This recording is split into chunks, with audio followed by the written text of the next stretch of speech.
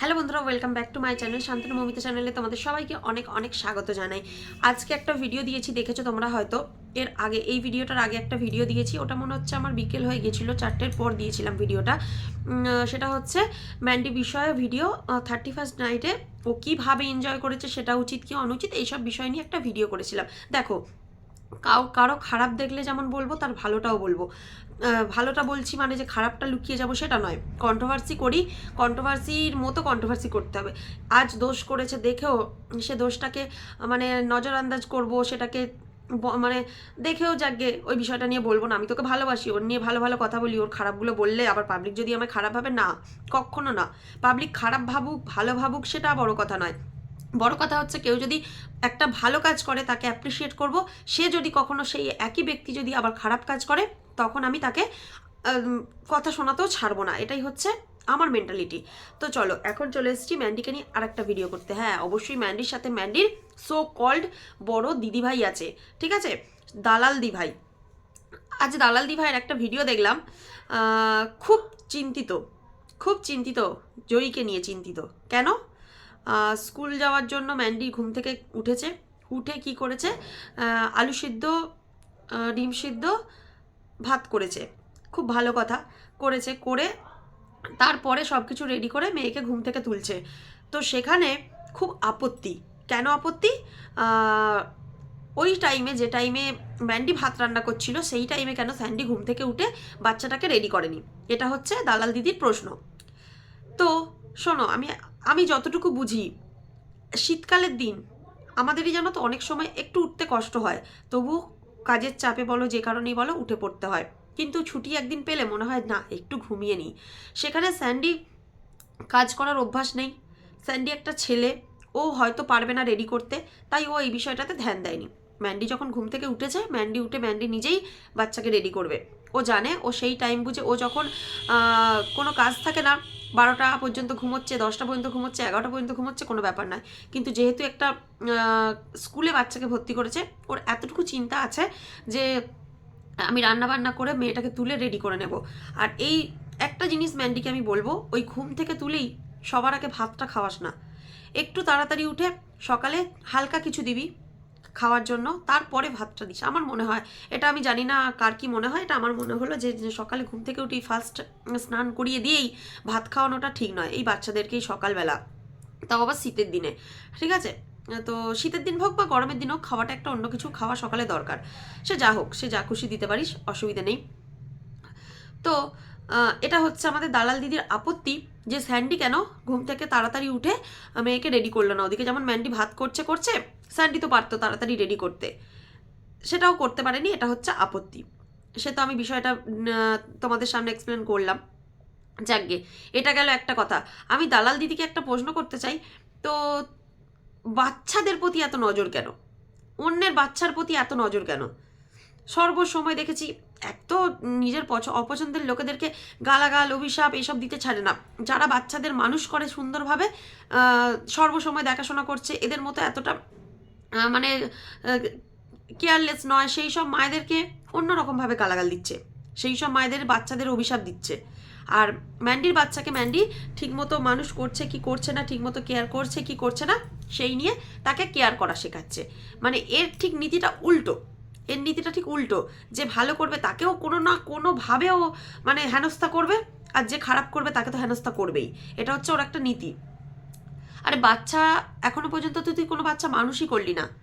তুই যদি এই বাচ্চা মানুষের পিছনে পড়ে থাকিস, তাহলে তোর যদি একটা বাচ্চা হয়, তুই আদৌ সেগুলো করতে পারবি? আমার তো মনে হয় না করতে পারবি বলে। কেননা তুই তাহলে লোকের পিন্ডি কখন চটকাবি? তোর তো সারাদিনে তিনবার পিন্ডি চটকাতে লাগে, সারাদিনে কোনো দিন 4বার।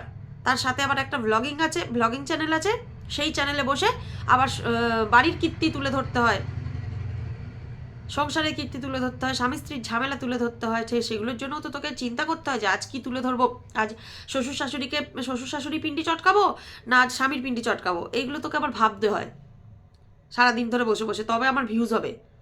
এগুলো বলতে ইচ্ছা করে না, কিন্তু তুই কি করছিস সারাদিন রাত লোকের পিছনে এইভাবে, মানে যে ভালো করছে তার পিছনেও পড়ে আছিস, যে খারাপ করছে তার পিছনে তো পড়ে আছিসই। তো যেটা আমরা খারাপ দেখি সেটা বলি।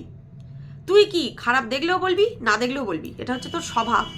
যার পিছনে পড়বো হাত ধুয়ে পড়ে যাব, এরকম ব্যাপার। তো ম্যান্ডি সেখানে যথারীতি চেষ্টা করছেই বলবো, কেননা ওর মতো মেয়ে সকালবেলা 8টার সময় 8:10-15 ঘুম থেকে উঠে রান্না করা, মেয়েকে তোলা, ঘুম থেকে তুলে তাকে রেডি করা, স্কুলের জন্য টিফিন গুছিয়ে দেওয়া, এগুলো করছে। আমরা তাকে আরও করার জন্য উৎসাহ দিতে পারি, উল্টোপাল্টা তার খুঁত ধরতে পারি না।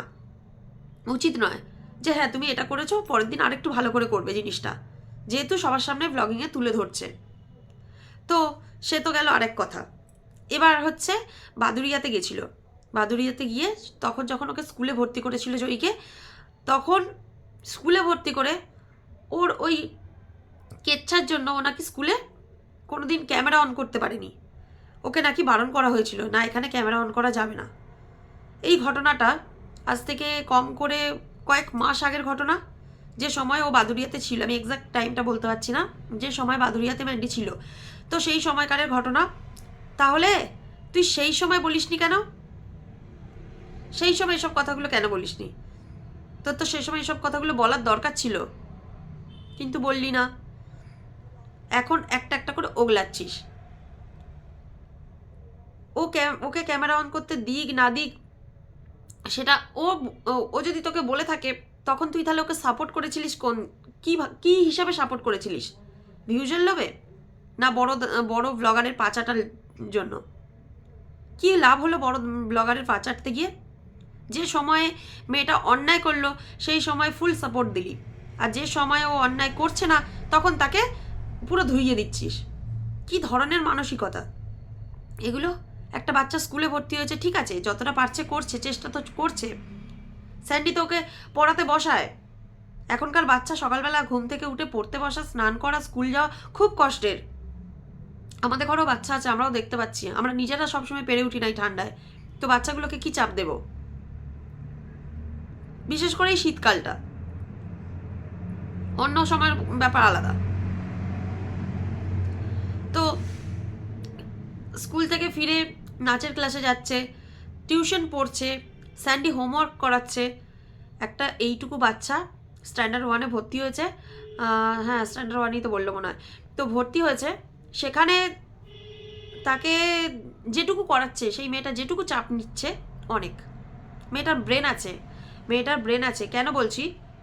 আজকে স্যান্ডি ফার্স্ট ডে ওকে যে বইটা পড়াচ্ছিল আমি দেখলাম, ইতিহাস, মনে হচ্ছে ইতিহাস বই পড়াচ্ছিল। স্যান্ডি বারবার বলছিল স্ট্যান্ডার্ড 1-এ ইতিহাস বই দিয়ে দিয়েছে। সেই পড়াগুলো, শর্ট কোশ্চেনগুলো ও কিন্তু একবার দুবার পড়ে মুখস্থ করে ফেলেছিল একদিনের মধ্যে। একটা শুধু বড় কোশ্চেনের অ্যান্সার, মানে কোশ্চেনের বড় অ্যান্সার ছিল যেটা মুখস্থ করতে হতো, সেই অ্যান্সারটা খালি ওই মেয়েটা একটু কুতিয়ে যেগুলো বলে আর কি, মুখস্থ না হলে যা হয় আমাদের, তো সেটা হচ্ছিল। হতেই পারে, স্বাভাবিক ঘটনা। ফার্স্ট ডে, প্রথম দিন যদি 2-3টে শর্ট কোশ্চেনের উত্তর ওই মেয়েটা পড়ে 2-4 বার পড়ে অ্যান্সার দেয়, তাহলে বুঝতে হবে মেয়েটার ব্রেন আছে, হবে, চেষ্টা করলে হবে। হ্যাঁ, একদিক থেকে ম্যান্ডির মেয়ের ব্রেন আছে। কেন আছে?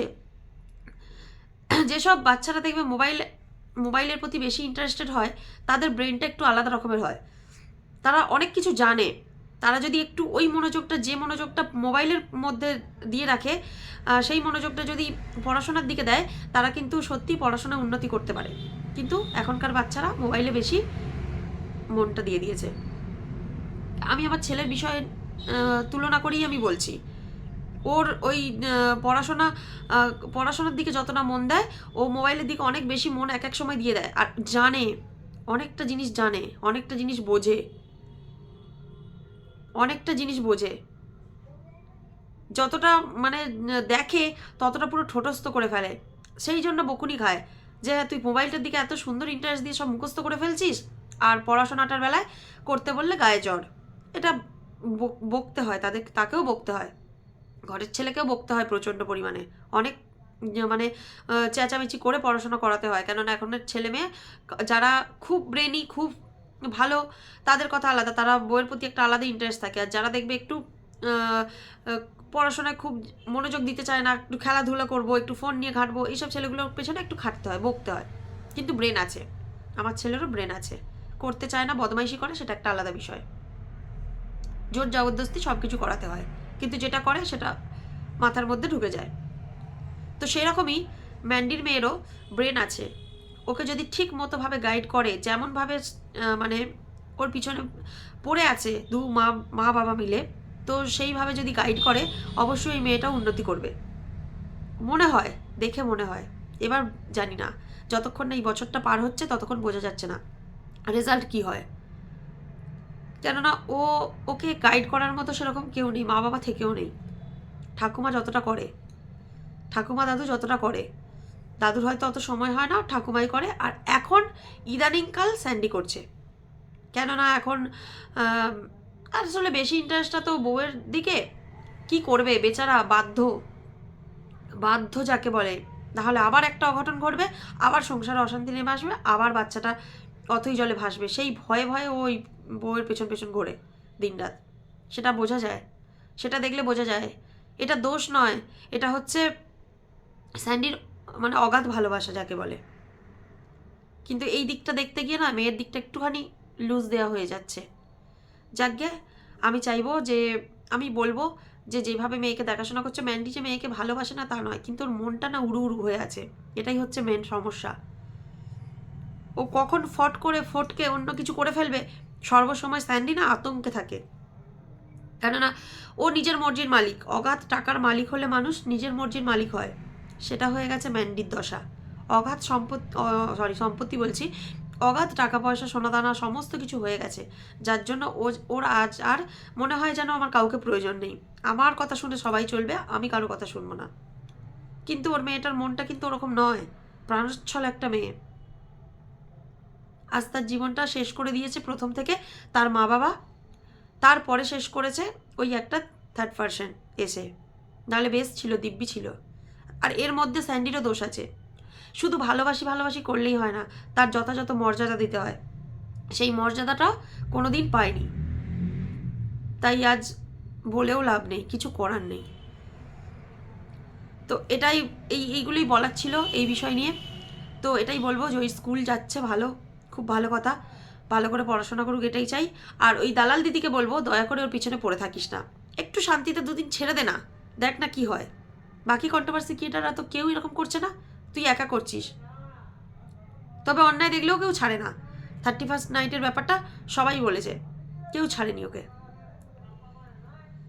তো চলো বন্ধুরা, ভিডিওটা এখানেই শেষ করছি। সবাই ভালো থেকো, সুস্থ থেকো, আর অবশ্যই পাশে থেকো। সবাইকে টাটা।